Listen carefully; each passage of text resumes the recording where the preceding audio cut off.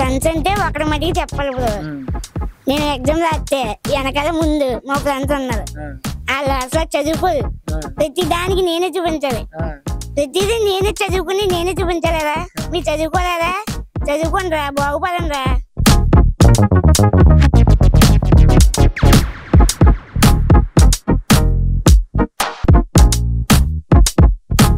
అవును బ్రో, నాకు లవర్ ఉంది.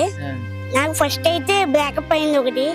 ఎందుకు అయిందంటే నువ్వేంటి ఇలా ఉన్నావేంటి, నీ హైట్ ఏంటి అని ప్రాబ్లమ్స్ వల్ల నాకు బ్రేకప్ అయింది. ఎప్పుడైనా మీ జీవితంలో బాధపడ్డారు? అంటే ఎదురు దెబ్బలు తగిలినాయి కానీ ఎప్పుడు ఫీల్ అవ్వలేదు. కొంచెం బాధ ఉండేది, అందరిలాగా చేయలేకపోతున్నాను, అలా బండ్లు అయ్యి నడపలేకపోతున్నానని. కానీ మరి అంత ఫీల్ అవ్వలేదు, హ్యాపీగానే ఉన్నాను ప్రస్తుతానికి అయితే. మీ జీవితంలో ఎవరైనా మీకు సపోర్ట్ చేశారా? ఎవరు చేశారు? అవును బ్రో, సపోర్ట్ చేశారు. మా అమ్మ వెనకుండి సపోర్ట్ చేసింది. ముందు మా ఫ్రెండ్స్ ఉండి నన్ను ఇలా చేయరా అలా చేయరా అని, మా ఫ్రెండ్స్ అన్నిటికీ నన్ను ఎక్కడికి తీసుకెళ్ళినా ఫ్రెండ్సే.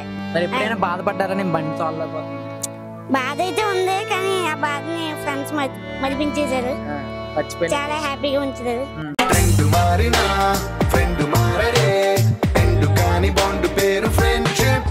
అంత ధైర్యంగా లవ్ చేస్తున్నారు ఇద్దరు కూడా. అవును. ఇంట్లో వాళ్ళకి తెలుసా మరి? తెలుసు బ్రో. వైషు గారికి మీరు ప్రపోజ్ చేయండి మా ఛానల్ ద్వారా. ఓకే బ్రో, ప్రపోజ్ చేయండి. I love you Vaishu. నువ్వు ఎప్పుడు నా గుండెల్లో అలా ఉండిపోతావు వైషు.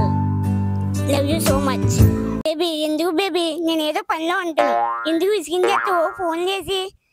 ఎందుకు? నేను పని మెసేజ్ చేయొచ్చు కదా, మెసేజ్ రిప్లై ఇస్తాను. ఎందుకంటే ఫోన్లు 17 మిస్డ్ కాల్ నీకు చెప్పకుండా వచ్చేస్తా. ఇంటర్వ్యూకి తప్పు నాదే, ఎందుకు చెప్పు? నిజంగా ఈ వీడియో ఒక బ్యాచులర్ చూస్తే నిజంగా పక్కన ఉన్న గోదావరిలో, లేదంటే హుస్సేన్ సాగర్, హైదరాబాద్లో ఉంటే హుస్సేన్ సాగర్లో, తర్వాత వైజాగ్లో ఉంటే ఆర్కే బీచ్ లాంటి వాటిలో దూకొద్దు ప్లీజ్.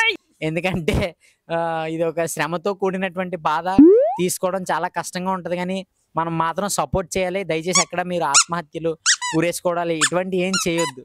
Okay, thank you.